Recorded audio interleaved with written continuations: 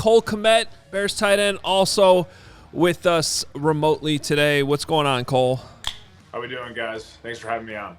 Yeah, doing good. I'm cracking an Olipop for Cole today. A little grape flavor. I'm very excited to talk to 85. Let's go. Yeah, we're doing good, Cole, but I'm mad at you because you promised me you guys were only going to run plays that worked. So that is true. I'm mad at myself. Yeah, I'm with you. Man, you're just coming out firing. Yeah, it's fair. You promised me, Cole. I did promise on in studio, that we'd only run plays that worked. Next week, this Sunday, just the plays that work. I'm glad, we'll get through it. We'll get there. Yeah, we'll get through it. Yeah. All right. Cole, in all seriousness, I mean, if we're sitting here being honest, like, you guys obviously didn't think you were going to be 1-5 at this point. And especially kind of coming off that relatively positive, like, 10-day stretch where it seemed like things were starting to turn around. I mean, when you guys walked away from the game in Soldier Field on Sunday, like, how surprised were you that things kind of went that way offensively? Yeah, well, it's frustrating just because I don't think it's a physical thing, meaning, like, I don't think we're physically outmatched, by the opponents we've played, and in particular on Sunday. So I think a lot of the things that showed up in the first 3 games kind of reared its ugly head again this past Sunday from an execution standpoint, whether it was in the run game or in the protections or in the routes or whatever it may be. So, it wasn't good on our end. And, especially when you have that, those extra days to prepare, you can't be putting out a performance like that, like we did this past Sunday. There's been a ton of conversation, Cole, about the first play of the game. You guys are, zero protection. Justin gets cracked on the first play. You lose 7 yards. Like, what was your understanding of what that play was and why it happened the way it did? Yeah, well, I think, we knew coming in that they were going to bring pressure. Flores likes to do that, and he mixes it up. So it was going to be about, making sure we were on our assignments in the right way and in protection and in the run game as well. That would also helps ease the pressure. But just a quick game thing. And, I know I don't know what necessarily happened with Justin and why he, maybe held on to it. But I think that was kind of a theme throughout the game in terms of the pressure that they were bringing. But then they also went a lot of cover 2, which I don't know if we necessarily, not that we weren't expecting it, but they did a lot more cover 2 than maybe we saw on film prior. How are you digesting everything that's happened with Justin, knowing that it seems like he's going to be out at least Sunday and perhaps for a while? Yeah, I mean, for him, just hopefully he gets healthy and, he does whatever he can do to get back on the field as soon as he can. So, obviously tough. I saw his thumb after the game and it looked pretty swollen. So, just hoping, wishing him a speedy recovery so that he can get back on the football field and we can get back to the things that we were doing in weeks prior. Cole, I don't know if you know this, but there were some conspiracy theories going on last week when you popped up on the injury report. A lot of people were blaming Greg Braggs. Not me. Carm jinxed it. Well, yeah, but I'm just saying there were Cole, you remember he did. He jinxed it. Yeah. Well, we assumed that was just, some soreness or whatever coming out of that last game. But we could also tell watching the game on Sunday that you were kind of grinding through it and trying to get through that. I mean, how'd you come out of the game? Yeah, I felt fine. After the game, definitely dealing with some soreness. From the quick turnaround from the Sunday to Thursday game, and so dealing with some things there. But this is the NFL. You got to get ready to go, and definitely feeling good today. So feeling better than I have in the past, going back to last week. So but this is the NFL. You got to get ready to go, and no one's really concerned about how you're feeling. You just got to get out there and go play. So basically what happened was the show did not do a good job asking you the right questions. You were dinged up. We didn't push you on it. You were sitting on something. You weren't going to offer it, and we, in essence, failed. That's my assessment of what happened last week. No. I mean, it was no, you guys didn't fail at all. Was the elevator working, or did you pull your hammy coming up the stairs? It wasn't any, like, necessarily, I think, they always put down, like, hamstring or, like, whatever it is. It was more just, like, general soreness on my left side that I was still dealing with, and kind of just things that come up throughout the year that you just kind of have to manage and deal with. The one positive, I think, from the offense, obviously, was the run game. Deontay Foreman came in, and you guys didn't really miss a beat. I'm enjoying this running back room this year. How much of an impact is Marcedes Lewis to this run game? Because I enjoy when you guys bring two tight ends out there and kind of beef it up and kind of apply the pressure on the defensive line like that. Yeah, I mean, well, Marcedes has been around for a while, and it's been cool to see, his transformation as a player in this league. And, he kind of came out as that receiving type of tight end, and now he's, a full-on blocking tight end. And his physicality is awesome, and he's great to play next to. And the way he's able to set the edge on defenders and in our combination blocks with our tackles, he's fantastic with. So, yeah, he opens up a lot in the run game, and he's just like having an extra athletic tackle out there. So it's a lot of fun to have.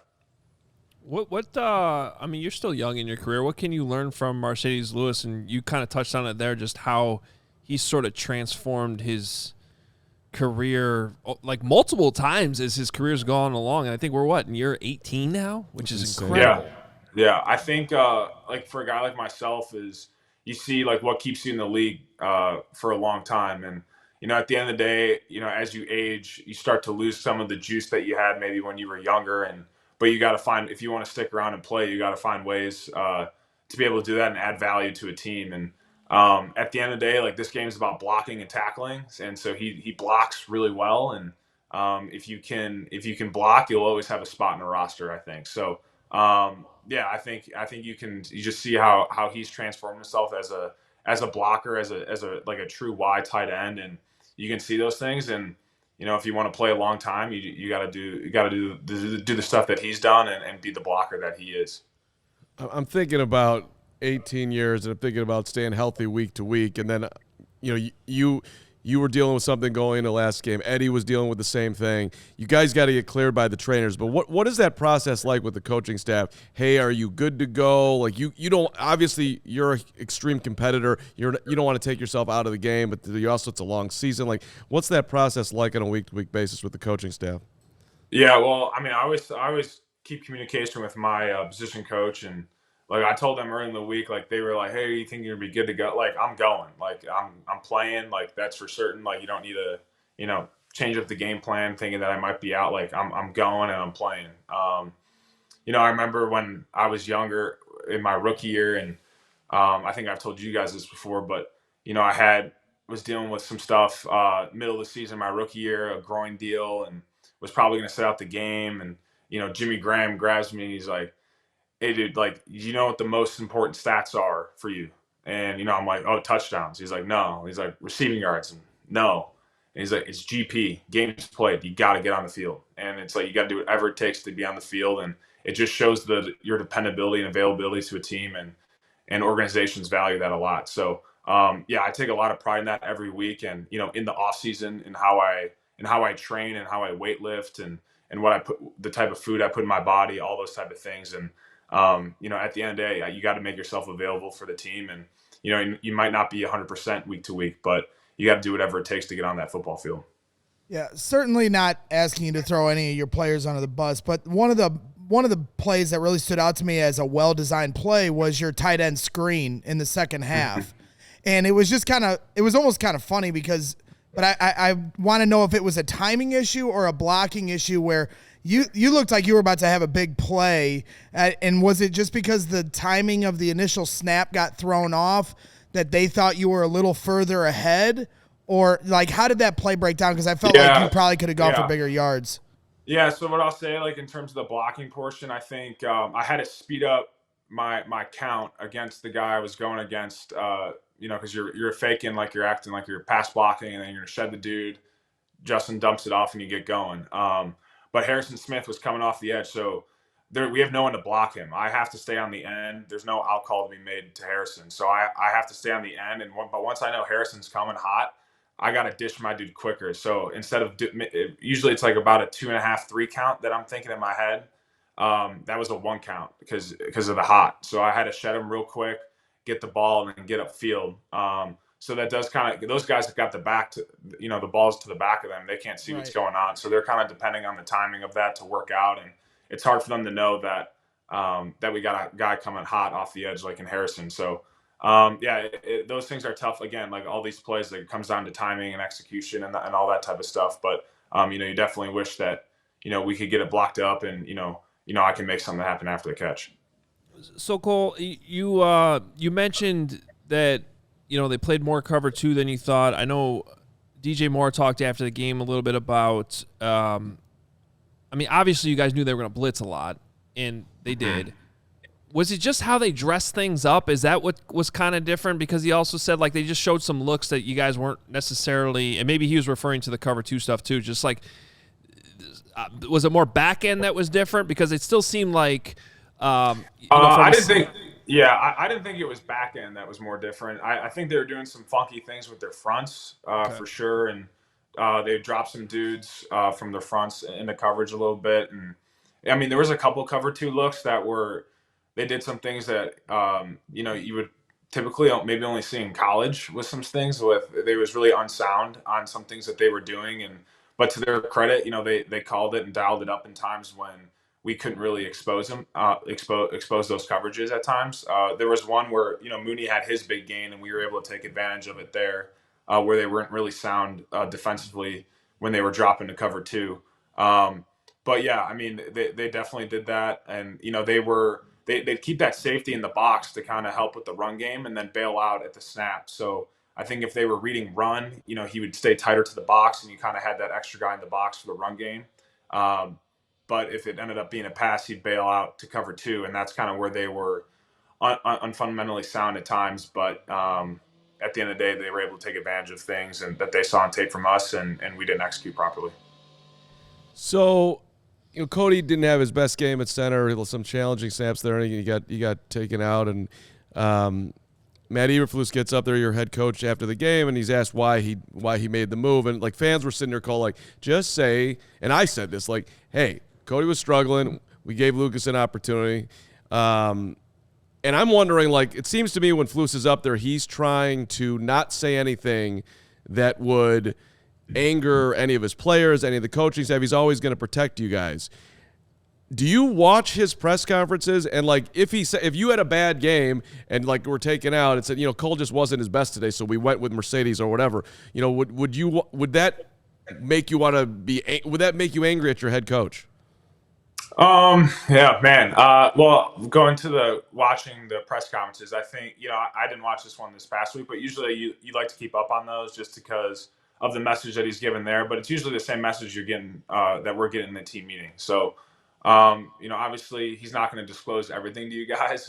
We try and keep things pretty tight knit and we all absorb the blame because this is not just a one-man game. This is, you got all 11 guys on the field. That being said, like, I respect how he does it. I know maybe you guys, want to get more info out of it. And, you think that, he should hold this guy accountable. Like, he is holding us accountable. And, we feel that in the team meeting. And, when he puts the tape up and you don't do something right, like it's shown in the team meeting and it's shown in front of your peers. So that accountability is felt by all of us in the building. And I know that maybe from the media perspective that you guys kind of want to hear it, from his mouth on the podium or whatnot. But in reality, like we're getting that accountability standpoint in the team meetings. And for us, we think that's probably the most appropriate place to do that. Who would you say in the locker room are the guys that are willing to call each other out, hold each other accountable? Are you one of them? Well, I think we all hold each other accountable. I think that's the thing.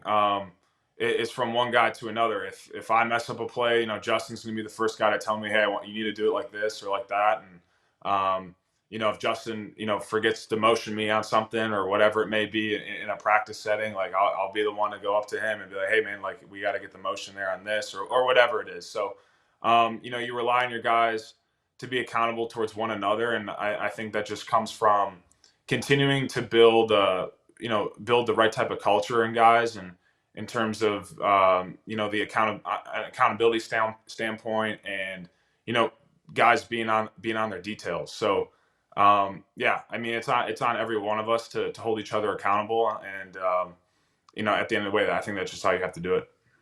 Flus doesn't seem like much of a yeller. Does he ever surprise you guys in those meetings, or he gets a little angry ever? No, he'll get on us, man. I mean, I know like you guys probably see a totally different perspective, like totally different deal from him on the podium than we get. No, but he's he's a positive guy, but he's also like he gets on you when it matters and when it's needed. So and there's a respect level that we have for that, and from coach to player, and at the end of the day, we understand that this is a partnership between coaches and players, and that's how the NFL works. And but that doesn't stop him from getting on us when he needs to. For the record, like my dealings with Flus, I think that Flus seems like a very solid guy. Like I would, if Flus was a 25-year-old Flus and I had some daughter who was 20-year-old, I'd be like, go out with that guy. He seems like a great dude. Like all of that. I think a young Flus would have been a great catch. Why do you always got to make things so weird?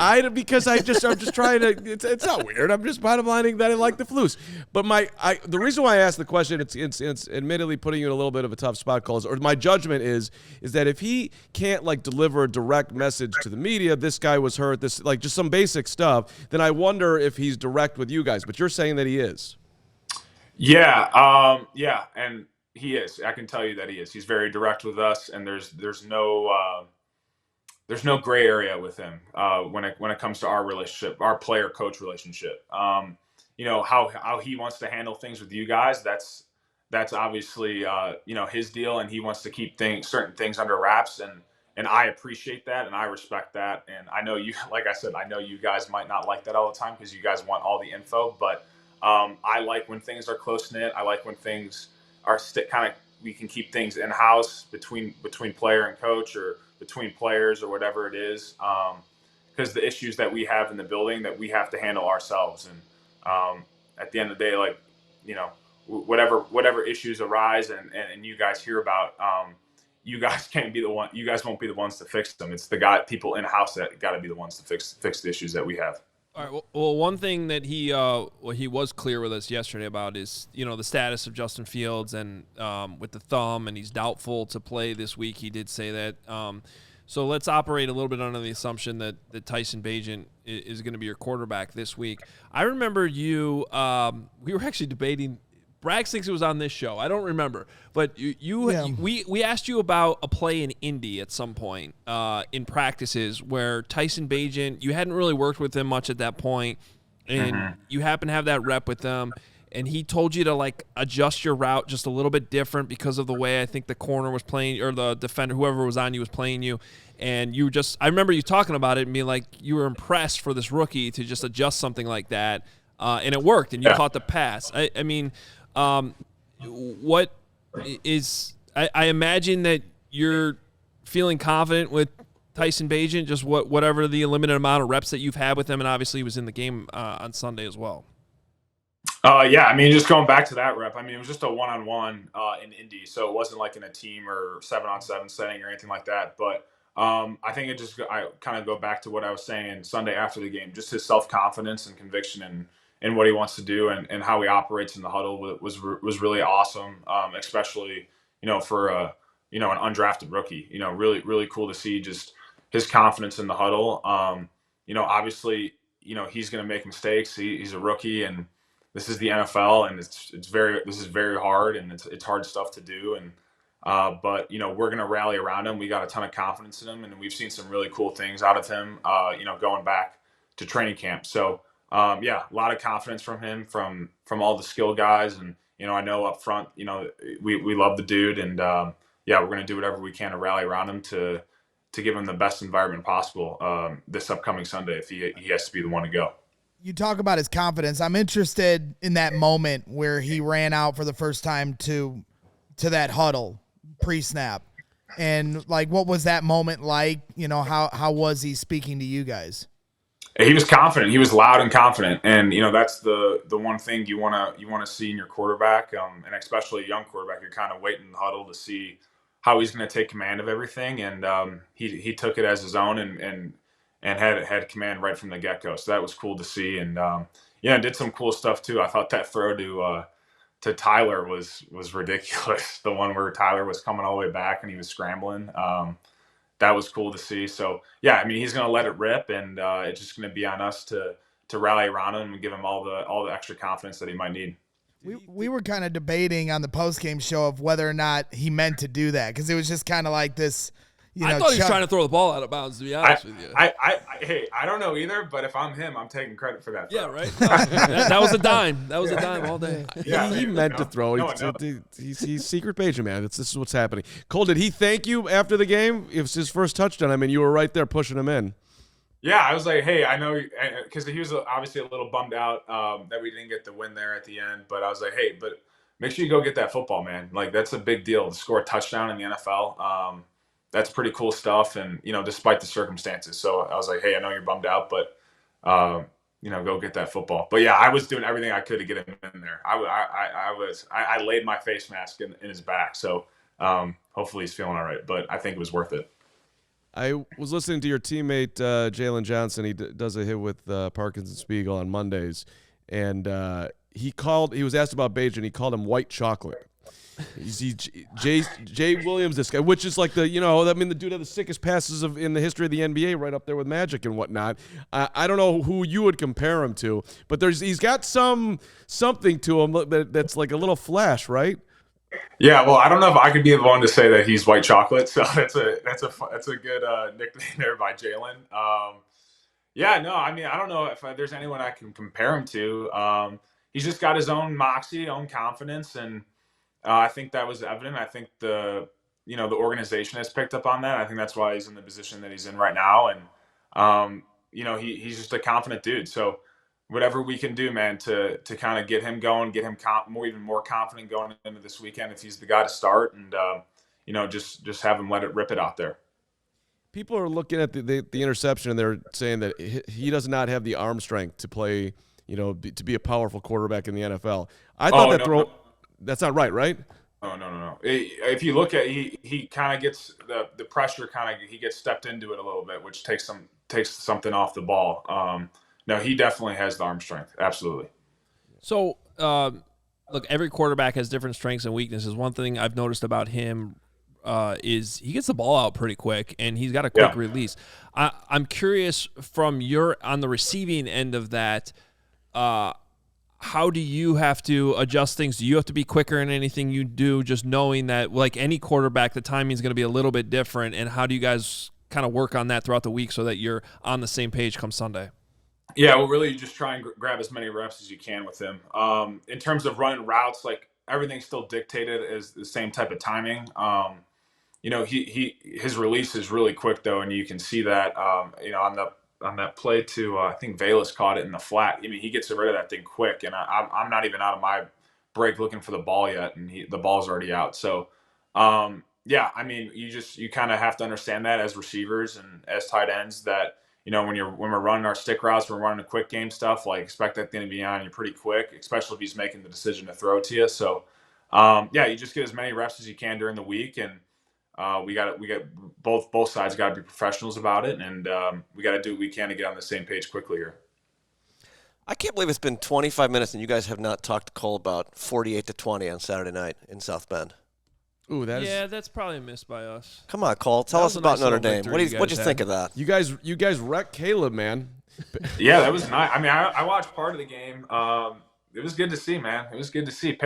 We pick him off like 3 times or something. Yeah, 3 or 4 or whatever it was. But look good. Yeah, I mean, Notre Dame's had quite the gauntlet of games here. I think the past 4 or 5 weeks, starting with Ohio State. So it's too bad that lost to Louisville the other weekend, but. The boys look good. They were cooking the other night.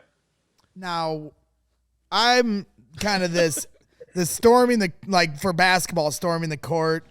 I gave IU fans a lot of crap when they stormed the court on Purdue. I'm like, guys, if you're some big, school, you shouldn't storm the court. Now, Notre Dame stormed the field when they beat USC, and I'm going to hold to this. Like, I want kids to have fun. Don't get me wrong. But, come on, we're Notre Dame. Like, how do you feel? Are you pro storm the field, or hey, man, let's act like we're supposed to win this game? Yeah, no, I'm with you on that, man. I think you should just more act like we know we're gonna win that game, and you just leave it be. But I'm sure there were some drunk students out there just going berserk because of the whole Caleb Williams deal, and it's USC, man. I mean, USC is a big deal. I will say that. Like, that's that's the big week there, and that was the week that was stressed the most when I was there. So, yeah, I mean, well, I'm with you on it, but I guess I understand it. I also don't want to throw anybody under the bus, but I can report that there was one prominent member of the Bears media group that I think was also on the field, storming the field. Oh my gosh! Are Get you his kidding name me? up Oh my! right now. I didn't know this. Was it? Yeah, I saw a photo. That was taken. I'll just say his name. His name rhymes with Chris Emma. No, Chris, what are we doing here? Oh my Act God. like you've been there, dude. Emma stormed the field. Well, he was on the field. He took a selfie down there and Oh, texted it off. So. That's awesome. Yeah, to be fair, he was probably on the sideline with his credential. No? No, he was there. Oh. Oh, he's a big Notre Dame Oh, fan. boy, He's oh, their boy. ticket. Chris. Did you ever storm any fields before you became yourself, Cole Kmet? No storming the fields. No, Okay. I never got to do that. Nope. It's a good time. I stormed Welsh Ryan Arena when the Wildcats with Walker Lambiot got their first win in I don't know how many. They finished 2-16 this year. Walker Lambiot it was actually had a Notre Dame hat off, and nobody knows who Walker Lambiot No, is I or any of definitely the story, don't. but that happened. I was there, baby. I'm a stormer. Okay. You got to celebrate these victories. Hey, Cole, man. you should know that when you were talking about your healthy eating, Uncrustables got a mention in the chat. So. Yeah, no, you'll get. I mean, well, when you're burning as many calories as you're burning at half, you need something in your body. So that's a good source of energy. I'm bringing it next week. I think I'm in person next week with you guys. So I'll bring. Nice. I'll bring the Uncrustables for you to try, Carm. There we go. Hey, this is a little off topic, but I wanted to get this in here before we got out of here. I know you did a camp in Germany over the summer, right? And Yeah. the Bears, the reason I'm bringing this up is they announced yesterday that flag football is going to become part of the Olympics. I think whenever the LA Olympics 28, are. I believe. 28. And the Bears have done a ton with flag football, especially locally. I'm just wondering, have you been involved in any of that? Like, they've asked you to come in on any of that stuff or any of the initiatives they do? And if not, just like your general thoughts on just whatever possible, because especially with girls, I know there's like high school flag football programs that are popping up all over. I just think it's great for the game, and I didn't know if you had been involved in any of it. Yeah, no, nothing with the flag football portion. But I'm obviously all for it. I think anytime that you can expand the game and I know that there's a push to kind of get this thing going global here, and I think that's the next step for the NFL to get it as a worldwide thing. And but I'm all for it. So I think any way you can promote the game with women and girls, I think is great. And then obviously people across the globe. So it's a great sport, and any way that we can get people more involved in it and more into it and grow the game, I'm all for. Speaking of that, the NFL has got to be cheering on the Jacksonville Jaguars right now. Back-to-back games in London, they win, they come back. I was thinking like they're gonna have a sleepy game against the Colts because like, come on, the jet lag, all this. Yeah. They didn't have a bye week. They beat the Colts. Now they're playing on Thursday night. Like if I had gotten handed that schedule, I would have been like, what are we doing here? And yet they might go 4-0 in that whole stretch. Trevor's might not play. They could. I wonder if they.